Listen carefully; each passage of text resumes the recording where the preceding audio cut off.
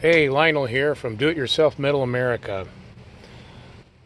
We bought the Ultra board from Menards, and there's not a lot of information out there on their fasteners, but they use the quick clips and the T clips, or ultra clips, and they leave such a large gap. So we didn't go with that. This is a good gap. I like this. It's 3/16, even though the instructions on Ultra, they give you a little chart that says, well, if you install at this certain temperature here at 70 degrees and you're going to go as much as 100 degrees, then you can go with a 16th inch gap. But it's impossible using their clips to achieve that gap. So we went this cam system here. This is it has 3/16 inch spacers, and you can adjust this one for the width of the board. And this one is for composite wood. It does leave a little abrasion here on the corner once in a while, but that's not a big deal. You can take a little bit of RTV if you want later. If you're OCD like me, I'll probably fill all these with RTV. But anyway, I just wanted to do a quick video on putting that Ultra board in with this cam system. It's quick, it's easy. You have to buy this guy. It's about 50 bucks, and then you'll have to buy the screws. The one thing you'll have to do, because of this gap, get the phone around here, there's a larger lip seam in this Ultra board than there is in some of the other brands.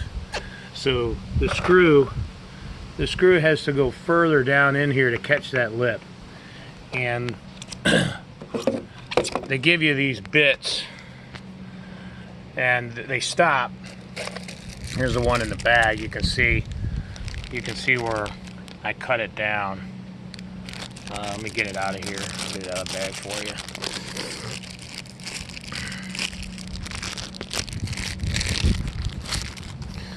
So you see the difference in the shaft where the stop is, because this stop right here, this little lip right here won't go as far. So I'd use a grinder, and I ground this back. That's all. So it's real simple. It's got a little lever you pull. You just line it up with the board. Make sure you pull your board in real good here. Drop in a screw on either side, just like that. I'm going to try to do this one-handed and hold the phone at the same time here. And that's it. That's it. You run one side in, and then you run the other side in over here.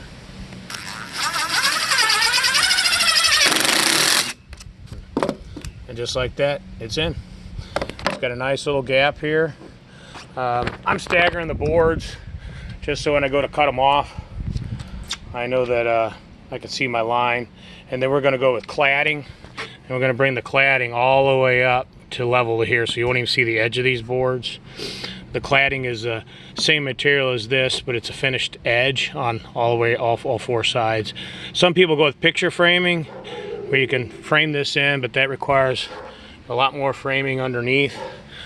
I'm not going to get that crazy with this deck. We're planning to sell the house within the next few years, and I just wanted to get this done. But another thing you'll have to do is, you see how many supports I have here. We had to add extra supports in, because this deck was 16-inch centers on here. And then we went to buy the product.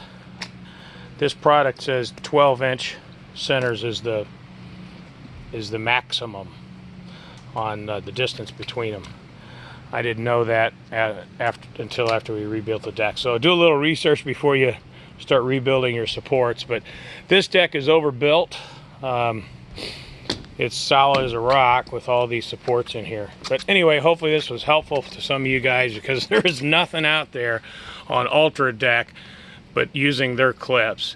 And their clips are going to leave a 1/4 inch gap in the decking. So this is to me is a much nicer look. Thanks for watching.